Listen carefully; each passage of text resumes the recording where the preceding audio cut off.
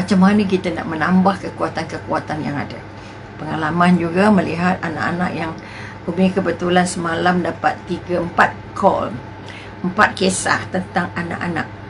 Okay? Anak yang tak nak buat apa yang dia patut buat, dah dirancang elok-elok, tiba-tiba tak jadi.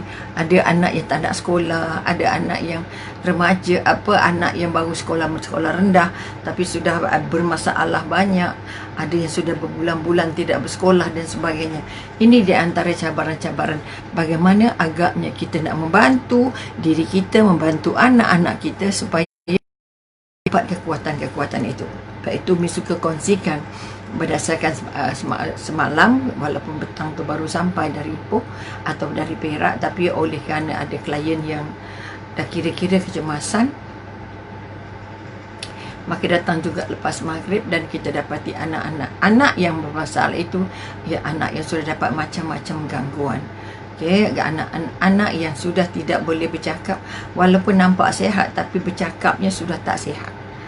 Kita tanya lain, dia jawab lain, kita cerita lain, ini walaupun dia nampak okey, tapi sebenarnya kita harus juga berpandu pada apa yang dia cakap. Okay? Kisahnya bermula dengan dia belajar di Batu Pahat, kemudian ada training ataupun kata-kata intent di Shah Alam, maka akhirnya dia pergi, tapi akhirnya dia kelabu. Dia tak tahu, hari pertama dia pergi, hari kedua dia beransur, dia balik, dia bawa beg, dia cari orang tahan kereta tengah jalan, dia minta hantar ke rumahnya. Bayangkan macam mana anak yang sudah berumur 20 tahun akhirnya tak tahu jalan, tak tahu apa dia buat, dia pergi mana dan sebagainya. Tak boleh menjawab apa sebab dia nak balik, kenapa dia tahan kereta orang dan sebagainya. Sedangkan dia tahu Grab, dia kata dia nak naik Grab, kemudian dia minta orang Grab tu berhenti, dia turun Grab. Kemudian dia tahan kereta, siapa-siapa je kereta yang melintas, dan izin Allahnya kereta yang ditahan itu kereta yang juga adalah klien Umi. Dia pun bercerita, Umi macam mana nak buat anak ini. Umi kata jangan hantar dia mengikut alamat yang diberi, kerana kita tak tahu alamat itu betul atau tidak, alamat itu tempat yang baik atau tidak, alamat itu selamat atau tidak. Okay? Jadi kalau ini nak bagi tahu juga panduan pada puan-puan, pada ibu-ibu yang kadang-kadang terperangkap dengan situasi melihat anak yang dah menangis tepi jalan, tahan kita, nak tak anda macam mana pun ambil juga contohnya. Tapi pesan Umi, kalau dia bagi alamat, tolong hantar saya ke tempat ini. Kalau boleh jangan dihantar, kerana kita tak tahu tempat itu sarang apa. Ada sarang perompak, ada sarang-sarang rogol, ada sarang dadah, ada sarang macam-macam ada. Sebab itu kalau boleh minta alamat ke, nombor telefon ke, siapa-siapa warisnya sendiri yang datang jemput dia.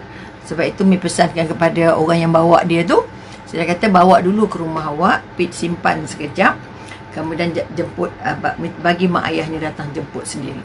Ini satu daripada proses, satu daripada cara untuk menyelamatkan diri kita yang membantu dan menyelamatkan anak yang perlu bantuan.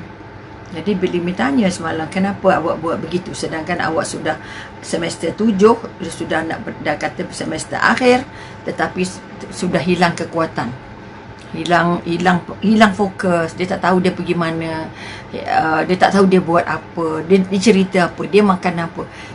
Sampai ke peringkat itu tak tahunya, tak bercakapnya, tak tahulah, tak ingat, banyak tak ingatnya. Jadi kita tak tahu apa yang dia makan, tak tahu siapa yang dia jumpa, ataupun kita kata sekarang ini sudah ada kita kata dadah berbentuk ais ataupun dalam bentuk kristal, macam ketul-ketul ais itu yang dimasukkan ke dalam minuman, yang akhirnya orang yang minum tu tokoh jadi lalok, tokoh jadi tak ingat apa-apa. Sebab itu ada kes-kes anak-anak gadis kita yang dirogol beramai-ramai setelah dia diberi minum, dan akhirnya bila dah udah lunyai, kata orang Perak, dah lunyai, dihantarlah ke masjid lah, surau lah, depan rumah orang lah, depan dewan lah, dan macam-macam, supaya budak tu dijumpai. Tapi dah dalam keadaan macam kita kata macam batang pisang lah, dah tak boleh buat apa. Okey, sebab itu sekali lagi pada ibu dan ayah, jangan terlalu percaya dengan perjalanan anak. Kalau kita boleh hantar, kita hantar. Kalau kita boleh teman, kita teman. Kalau nak cari ke rumah sewa, carikanlah rumah sewa yang paling selamat. Kalau boleh rumah sewa yang dekat dengan orang, rumah sewa yang ada jiran, rumah sewa yang kita kata nampaknya bersih dan sebagainya. Okey, kebetulan maknya meletakkan dia di sebuah bilik sewa. Okey, sebuah bilik sewa. Rumah tu ada 3 bilik, 2 bilik terkunci lagi. Katanya ada orang dah balik kampung dan ada 1 bilik saja yang ada penghuni seorang. Kemudian anak itu ditemankan atau dimasukkan ke dalam bilik orang itu. Bilik yang sudah ada orang.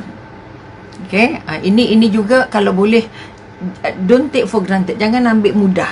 Kita tak tahu orang tu siapa, orang tu pakai ilmu apa, orang tu kerjanya apa, bagaimana kehidupannya. Tiba-tiba kita campak je anak kita ke situ.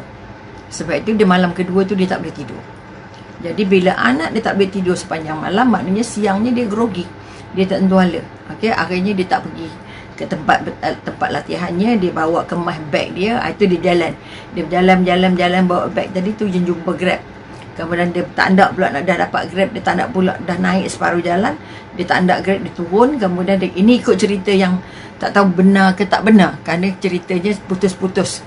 Okey, dia tak dapat nak ingat banyak katanya. Dia pergi sana, dia nampak itu, nampak ini dan sebagainya. Sebab itu sekali lagi saya mohon pada ibu ayah, jangan terlalu percaya anak kita di mana, siapa yang bawa, apa dia buat. Kalau kita lah kata kalau nak pergi, kalau macam ini dia kata intend, ataupun kita kata untuk pergi praktikal, carilah tempat-tempat yang pertama kita mungkin boleh hantar, kedua yang kita mungkin boleh supervise, ketiga letaklah anak kita di tempat-tempat yang kita rasa ada sebaya, ada rakan sebaya ke, ada teman-teman lain ke, yang sekursus, yang lain kursus dan sebagainya. Jika tidak, sebabnya intern ni tak lama, ada yang 2 bulan, ada yang 3 bulan, ada yang 4 bulan. Berusahalah sikit untuk mak dan ayah mengantar.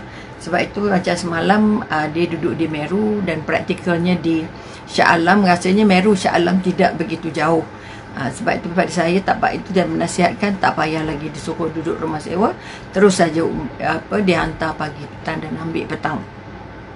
Ini satu proses untuk jaga anak kita. Minta maaf banyak ini sebab kes-kes begini selalu mak kata, alah kamu dah besar boleh naik Grab, naik gitu, naik gini. Tak juga, kita bukan nak kata Grab tak selamat, okey, tapi kita nak anak kita yang dah biasa ditatang kata orang, dah biasa mudah, dah biasa senang, tapi bila jumpa, saya minta maaf dah, bila jumpa susah sikit, anak cepat kelang kabut.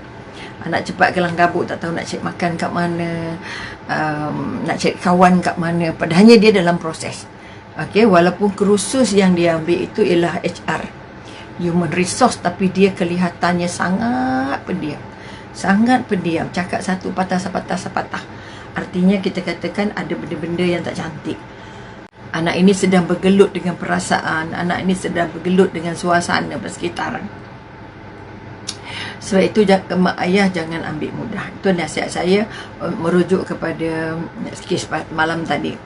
Tapi pagi tadi dia dapat satu lagi kes bahawa anak perempuan juga. Ini tadi anak perempuan yang tadi umur 20, tapi yang dapat pagi tadi anaknya umur 18, habis SPM. Berarti 17 campur-campur lah, habis SPM, tunggu 18. Apa dia buat? Dia ambil tudung, selindang tudung, dia jerut ke leher maknya. Kerana dia kata dia sangat benci dengan maknya, dia hendak mak dia mati. Ini pun kalau kita bukan kerana kita kaunselor, kita tak tahu cerita macam ini. Maknya nangis telefon saya, nak buat macam mana? Anak sampai nak bunuh mak, selain daripada baling pisau, baling gunting, baling kaca, baling gelas. Okey, maki hamun ni dah setengah mati. Maka saya mohon pada mak ayah, tolong banyak-banyak doa, walaupun anaknya dah besar, walaupun anaknya dah habis sekolah, walaupun anaknya kata dah ada kerja sementara, walaupun anaknya boleh berdikari. Tolong doa banyak-banyak, iringi setiap langkah anak itu dengan doa. Hantar banyak-banyak Fatihah, hantar banyak-banyak keluar Allah pada anak sebagai protektor. Ya Allah, Tuhanku, aku hantar Fatihah ini untuk lindung anak aku daripada segala mara bahaya. Aku hantar keluar Allah ini 40 kali ke 10 kali ke berapa kali yang mampulah kita hantar sebagian daripada protektor. Sebab ayat-ayat Allah ini adalah ayat-ayat pelindung. Okay? Bukan kita nak lindung dari jin saja, tapi juga kita nak dapat perlindungan dari semua kejahatan. Bayangkan kalau anak sudah mula nak bunuh mak dia. Kita tak tahu apa akan terjadi kalau ketika maknya tidur ke, ketika maknya di bilik air ke dan sebagainya. Okay. Ada juga satu kes tadi, dia dah ada pisau. Dia sudah dapat pisau. Bayangkan macam mana. Maka kekuatan-kekuatan ini, bila dia dapat pisau, kalau dia randuk dia setan, dia akan jadi banyak masalah. Akhirnya melibatkan kes polis dan sebagainya. Ini semua cabaran-cabaran yang kita tak pernah fikirkan ada, tapi sebenarnya sudah jatuh ke hidung kita. Sebab itu jangan malu bercakap dengan kawan untuk dapat pertolongan. Jangan malu, jangan rasa berat nak jumpa kaunselor. Jangan rasa berat nak jumpa doktor. Terutama bahagian psikiatris, jangan takut dia kata gila. Sebab orang psikiatris tak kata gila, dia bagi ubat je, bukannya dia kata dia gila. Jangan cepat-cepat putus asa. Jangan cepat-cepat putus asa. Rawatlah menggunakan alternatif ke, rawatlah menggunakan ayat Quran ke, rawatlah menggunakan ru'yah ke, dan rawatlah menggunakan perubatan-perubatan moden. Kerana anak kita sudah terlalu banyak bahan-bahan kosong, bahan-bahan sampah yang masuk dalam otak mereka, terutamanya dari internet dan juga daripada Facebook dan sebagainya. Okey, tu